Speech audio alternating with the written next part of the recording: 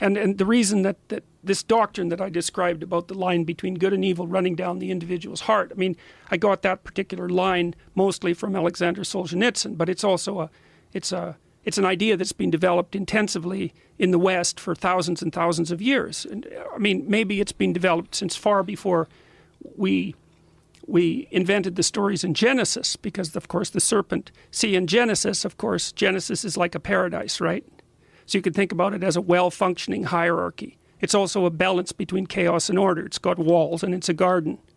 So, but there's a snake that pops its head in, and that's the same as that, as I said, that black dot inside the white serpent in the yin yang symbol. It's that no matter how, it doesn't matter how perfect the environment is set up, something that doesn't fit is going to make its way inside.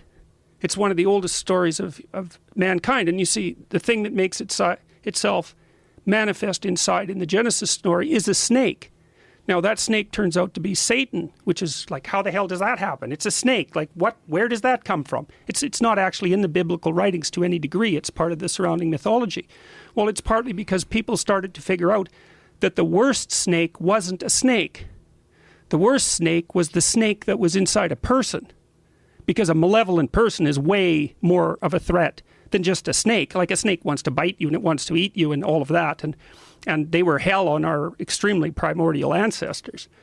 But the human race has been trying to figure out where the threat is forever. Well, first of all, it was external, right? It was all external. It was the snake, it was the barbarian.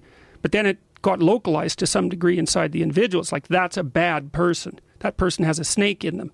And then the idea kind of came out, this is so cool, the idea is that, well, the snake that's inside bad person A and the snake that's inside bad person B is somehow the same. So that's where the idea of an articulated morality starts to come from, is there's an equivalence of evil across individuals. So then the idea of evil itself starts to become abstracted at the same time that the idea of good does.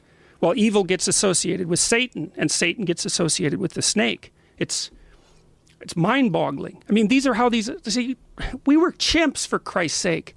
You know, it took us a long time to develop up, say, an ideal. Just to say the word an ideal implies a counter-ideal.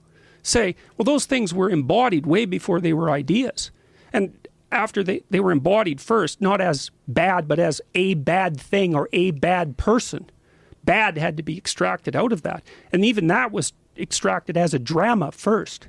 You know, it's like the bad guy in a movie. He isn't a bad guy. He's a composite bad guy.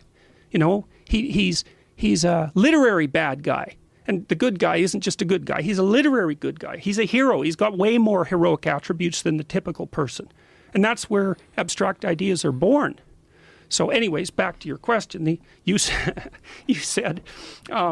what's the evolutionary basis for that sort of dissociative behavior and thinking? So I'm afraid that was a big rabbit hole, man. No, it's a great rabbit hole, and it makes a whole lot of sense that there's an actual, and I knew you probably knew this, which is why I asked you. I knew you had an answer, rather, that there is some sort of an evolutionary basis for that sort of, that ability that people have to look at someone as the other. You bet. Well, also, how the hell are you going to respond in war if you don't have that?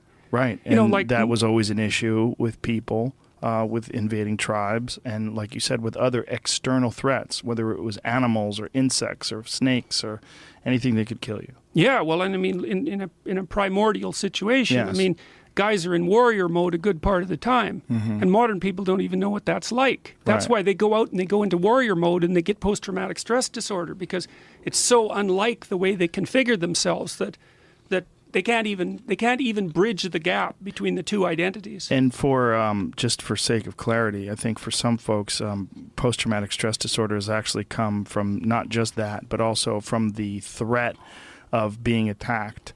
From what I understand, people like special ops people like Rangers and Navy SEALs and the like, are less likely to develop post-traumatic stress disorder because they're acting versus reacting. Whereas people that are going on like patrol and then they get blown up, like those people apparently have a far more likely issue with post-traumatic stress disorder because they're constantly worried about these external threats. And then when they come back to civilization, they have a very difficult time getting back to baseline. Yeah, they're in prey mode. Yes. Really, in a Yes. very serious way. Yes. Yeah.